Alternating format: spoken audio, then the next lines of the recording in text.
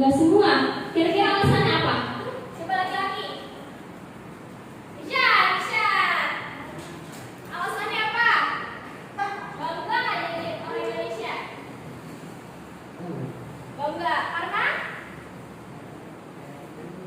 karena tinggalnya di Indonesia.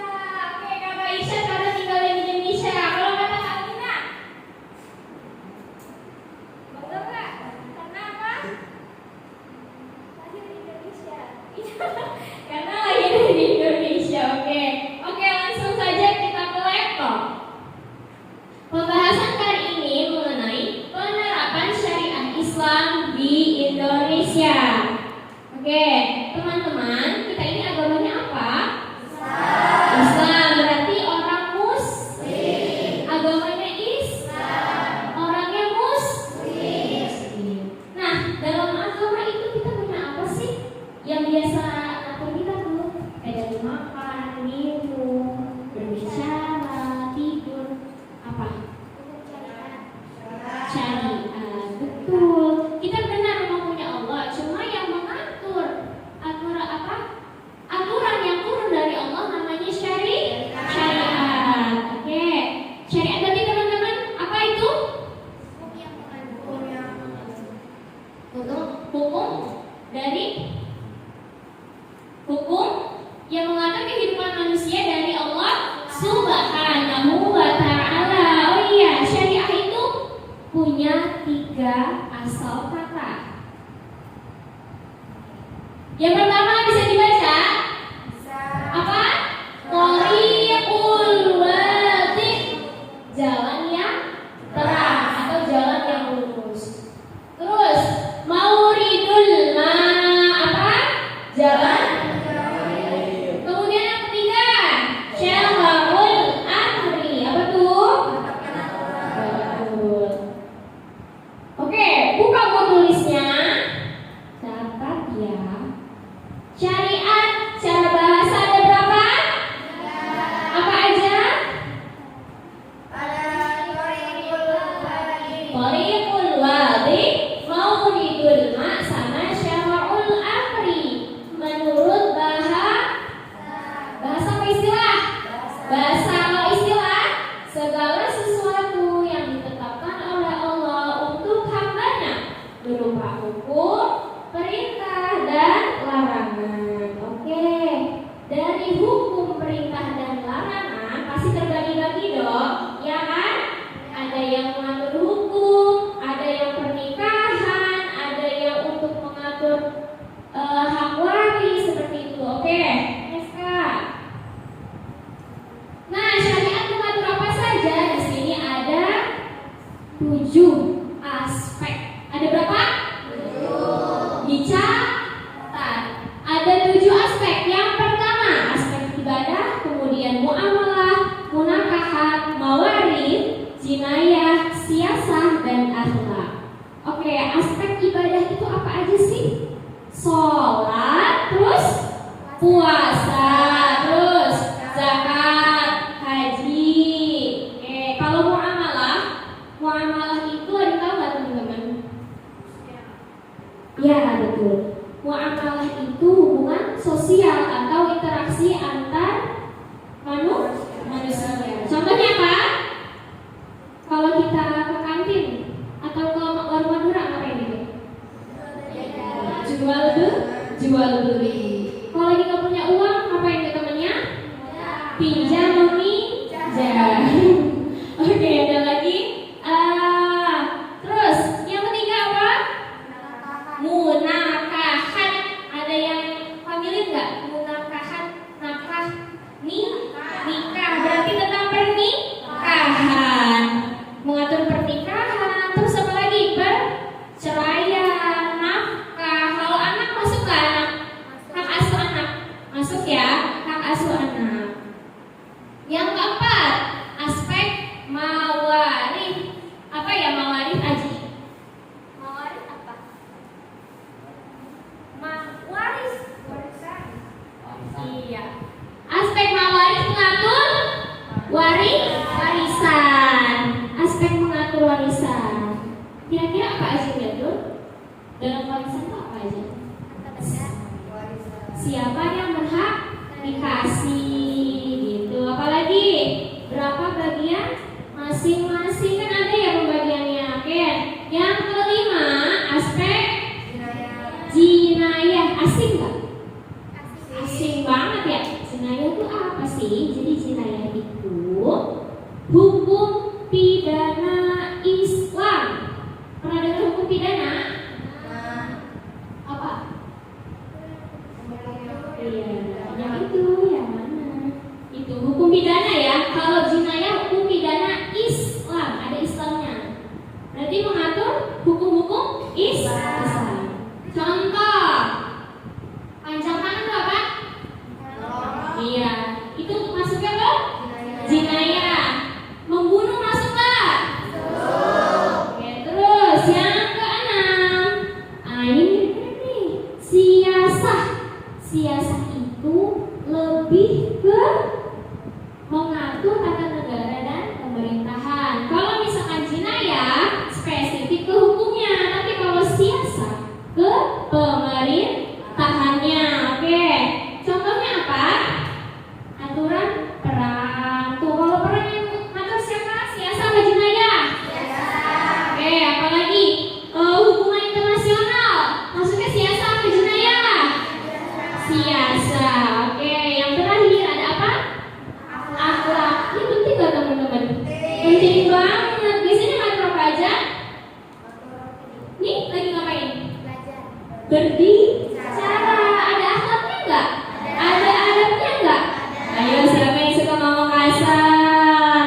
Masih ada enggak di Indonesia? Itu termasuk akhlak. Oke, next Kak. Nah, kenapa syariat wajib ada? Wajib enggak? Wajib. Tapi kenapa? Kenapa? Alasannya sini ada 4 alasan. Yang pertama, ya karena itu ketentuan dari Allah. Kalau Allah nggak nurunin syariat, ada nggak? Nggak ada kan? Karena itu ketentuan dari Allah. Yang kedua, syariat mengatur ibadah manusia. Yang ketiga, tadi memperbaiki akhlak dan moral. Oke. Teman-teman, pernah dengar nggak Nabi Muhammad itu diutus untuk apa? Ayo, teman-teman, ayo, tahu nggak? Menyempurnakan akhlak. Ya, yang keempat, mengatur kehidupan sosial untuk menciptakan ketertiban. Next. Nah, yang keempat, untung-untungan ya. Oke, ternyata ada loh 3 pendapat dalam penerapan syariat. Yang pertama, mulai dari kanan, formalisasi. Jadi, ada yang berpendapat kalau syariat Islam itu harus dijadikan formal. Maksudnya apa? Dijadikan hukum negara. Kayak misal di Aceh ya. Ya, di Aceh kan syariat Islamnya kental ya. Kayak zina dicambuk ya, kayak gitu. Nah, formalisasi itu dia berpendapat harus dijadiin hukum negara, harus jadi undang-undang. Nah, yang kedua yang paling kiri, delegitimasi. Ini kebalikannya teman-teman. Kalau delegitimasi, dia nggak mau syariat Islam itu ditetapkan. Karena apa? Karena nanti mereka beralasan, nanti kaku, dikit-dikit, misalnya ada yang mencuri, dikit-dikit potong tangan, itu tangan habis ya kan? Gitu. Nah, di sini ada nih jalan tengahnya. Yang mana tuh? Moderat atau moderat ya. Nah, ini syariat itu dianggap penting, tapi yang diambil itu hanya beberapa saja ya di undang-undang. Oke. Next Kak. Nah, kita sebaiknya ikut yang mana? Coba bacanya apa? Satu lagi. Oke. Hablum minallah itu apa? Hubungan. Kalau hablum minan nas. Oke. Yang ingin syariat ditetapkan, ingin negara itu orang dengan syariat Islam, berarti masuknya ke hablum minallah. Ya bisa dibilang gitu ya. Kalau ingin syariat yang ditetapkan, maksudnya mengutamakan kehidupan manusia, berarti hablum minannas. Dia mengutamakan kehidupan dengan manusia. Masa dikit-dikit potong tangan gitu kan. Nah, kira-kira kita pilih satu ini atau dua-duanya? Oke, betul. Biasa bisa imbang. Oke. Setelah kita memahami tiga pendapat ya. Apa aja? Coba sebutin. Tadi pendapatnya ada berapa? Apa aja? Organisasi. Pendapatnya? Tiga apa aja? Catat tidak? Terus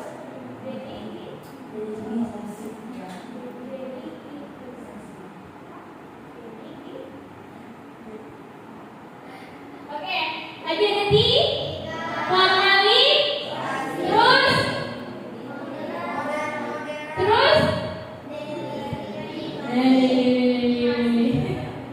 Oke, setelah kita memahami tiga pendapat tadi, muncul pertanyaan penting nih. Lalu manakah yang harus kita pilih untuk bangsa Indonesia? Nah, Indonesia itu kan sukunya banyak ya teman-teman. Rasnya juga banyak banget atau banyak aja? Banyak banget gitu ya. Nah, kalau kita melihat sejarah dan kondisi Indonesia yang terdiri dari ratusan suku dan budaya, maka pendekatan yang paling aman adalah keduanya, yaitu modern. Nah, kalau kita memilih pendekatan formalisasi, kita kan beragam suku nih. Terus agamanya nggak cuma Islam doang. Nah, kalaupun walaupun Islam itu menjadi yang terbanyak di Indonesia, cocok nggak kira-kira? Terjadi permusuhan nggak? Kan kita beda suku, beda ras. Masa yang terapi cuma Islam doang? Terjadi perpecahan nggak? Iya, makanya formalisasi disilang nggak? Disilang ya. Oke.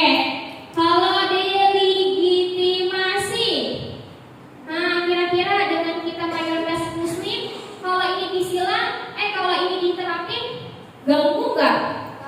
Kenapa? Karena kita Muslim, masa nggak mau nerapin ya kan? Nah, jalan tengahnya moderan, oke.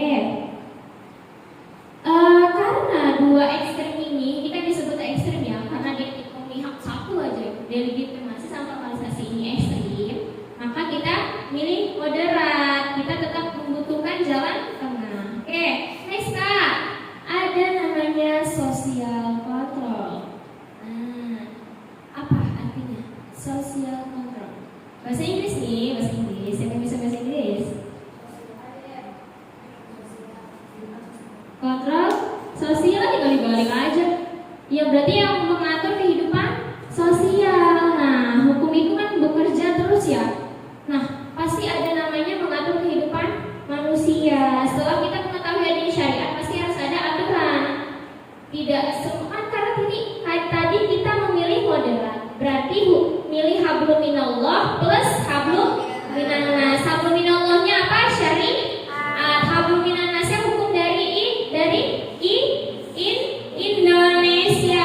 Pemerintahnya berarti ya yang mengatur, jadi kolek gitu. Nah, oke. Fungsinya apa? Agar tetap berada di jalur yang benar. Terus apa lagi? Tahu yang boleh dan yang tidak, agar tidak terjadi kekacauan. Nah, tapi teman-teman, walaupun dengan adanya peraturan atau sosial kontrol ini, tetap tidak semua masalah dapat terselesaikan. Kemudian bawahnya terdapat situasi baru, masalah baru, konflik baru gitu ya. Jadi ada aja problem. Nah, solusinya apa? Paling bawahnya konstruksi hukum. Apa? Konstruksi hukum. Konstruksi itu apa? Apa?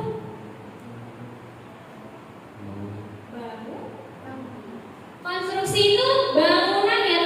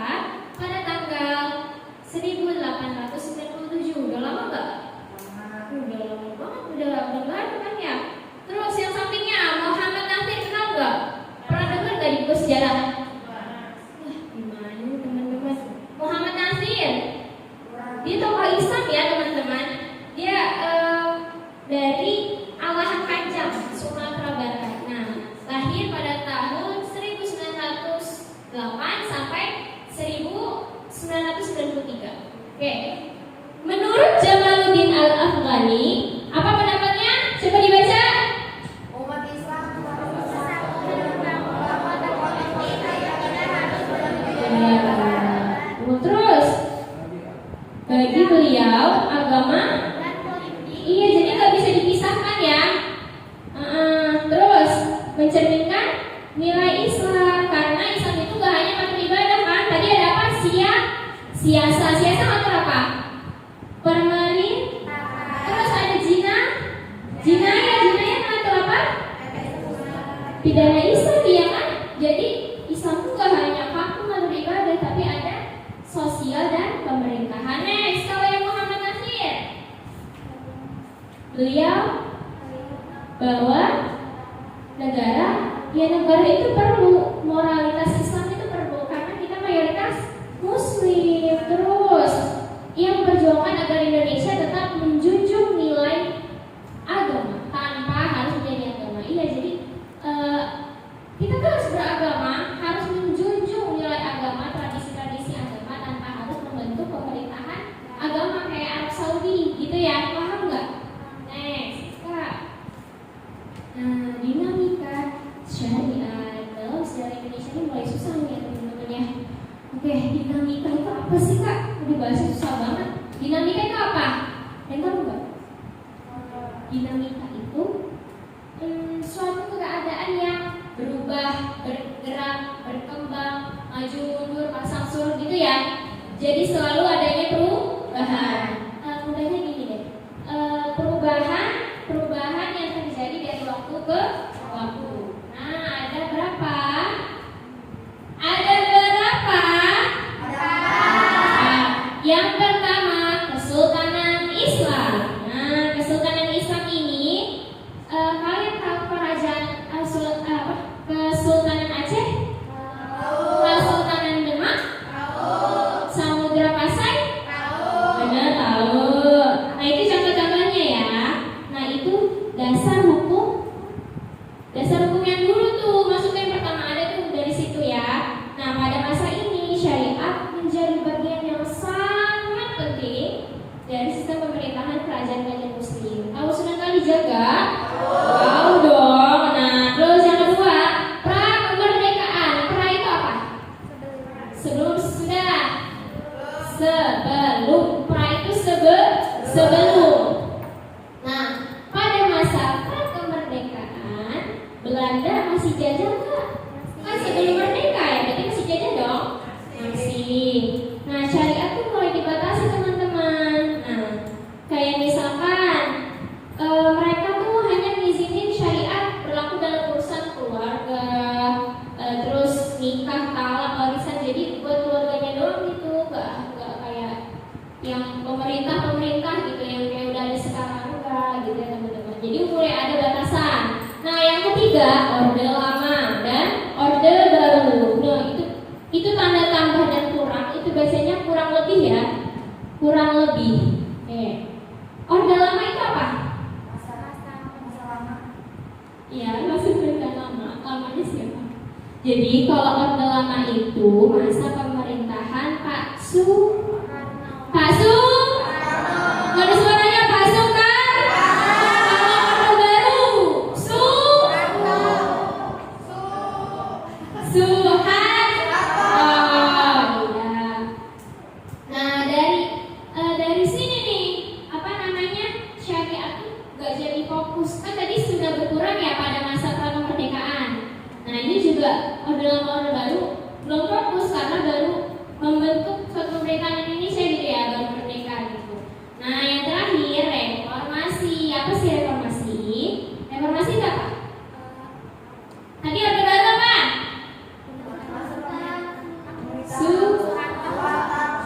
Kalau yang lama? Kalau reformasi? Iya. Kalau reformasi itu selesainya Soeharto sampai sekarang. Masuknya reformasi. Nah, dari sini nih kita dimulai dibuatnya undang-undang yang menurut syariat, beberapa ya gitu ya. Kayak misalkan undang-undang zakat, undang-undang peradilan agama, pernikahan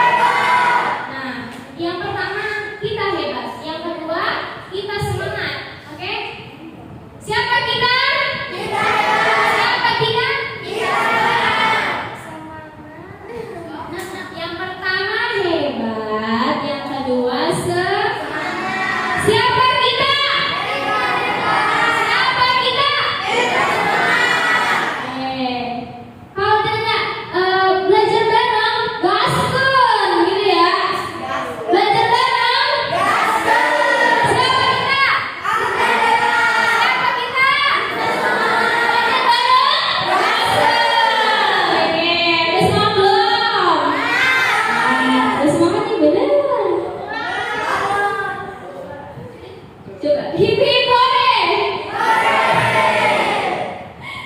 Apa ya upaya penerapan syariah? Oke. Di sini ada upaya penerapan. Jadi penerapan syariah di Indonesia itu contohnya apa aja? Pertama, Piagam Jakarta. Piagam Jakarta tahu nggak? Coba Pancasila. Pancasila.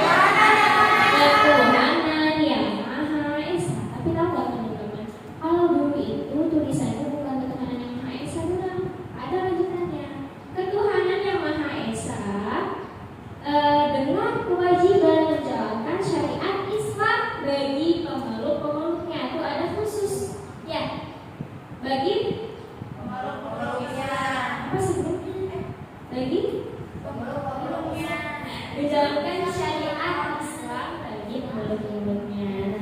Ini contohnya penerapan syariat Islam di Indonesia ada di Piagam Jakarta.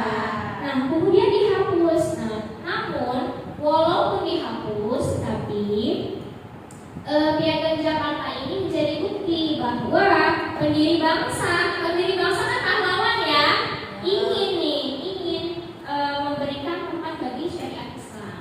Yang kedua, undang-undang apa? Mengatur kayak misalkan tadi perceraian, pernikahan, terus hukum keluarga, terus ada kompilasi hukum Islam bacanya apa? KHI. Nah ini KHI ini menyatukan berbagai pandangan ulama, kayak misalkan MUI ya, gitu. Itu tuh menyambungkan apa? Menyatukan gitu berbagai pendapat ulama. Terus ada lagi keempat, UU Muamalah dan iya. Nah, coba bayangin teman-teman kalau misalkan haji itu ribuan ya, ratusan gitu ribuan, banyak banget. Kalau misalkan nggak diatur sama pemerintah, buyar nggak? Berantakan nggak? Berantakan banget sama aja. Banget gitu kan, nggak karuan kan. Nah, makanya kita bersyukur ya ada penerapan syariat yang membantu. Terakhir, di paling hebat banget provinsi Aceh. Tadi bilang ya, Islamnya tuh kental banget di sana. Sampai zina pun dicabut beneran. Karena penerapan kalau hukum zina itu apa? Dicabut. Nah, Aceh menerapkannya sesuai dengan syariat aja kan. Kan kalau ada ya kayak hukumannya hanya penjara atau denda gitu ya. Kalau di Aceh beneran dicabut. Nah, jadi semua upaya ini ada berapa? 5. Menerapkan bahwa Indonesia tidak pernah menolak syariat. Next Kak. Oke. Ini udah mulai agak dingin gitu ya. Udah gak selesai lagi nih. Baca coba. Integrasi hukum Islam dengan hukum negara. Oke. Salah satu tantangan terbesar di Indonesia adalah bagaimana sih kita menerapkan hukum Islam di Indonesia, karena suku kita banyak, ya agama kita banyak, ya ras kita banyak. Nah, caranya dengan memilah-milah mana yang cocok, mana yang enggak, yang cocok diambil, yang enggak cocok dibuang. Nah, kayak misalkan mencuri. Tuh, hukum asal mencuri apa? Potong tangan, teman-teman. Kalian tahu nggak? Hukum asal mencuri itu potong tangan. Nah, tapi adanya adaptasi dan keringanan dari hukum Indonesia menjadi penjara. Jadi nggak ada potong tangan. Cuma kalau di Saudi beneran potong tangan nggak?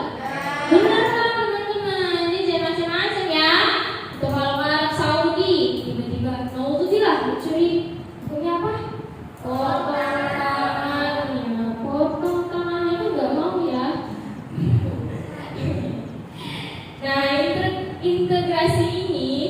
Gak berarti hukum Islam itu dihapus. Kan hukum asalnya potong tangan ya. Bukan berarti hukumnya dihapus, cuma diringankan dan diadaptasikan. Next Kak. Nah ini yang pertama ya. Yang ke selanjutnya, siapa yang suka belanja online? Nah, siapa yang sering nih? Laki-laki kan juga ada. Sering gak? Perempuan yang lebih sering belanja ya. Nah, paket gitu tiba-tiba. Nah,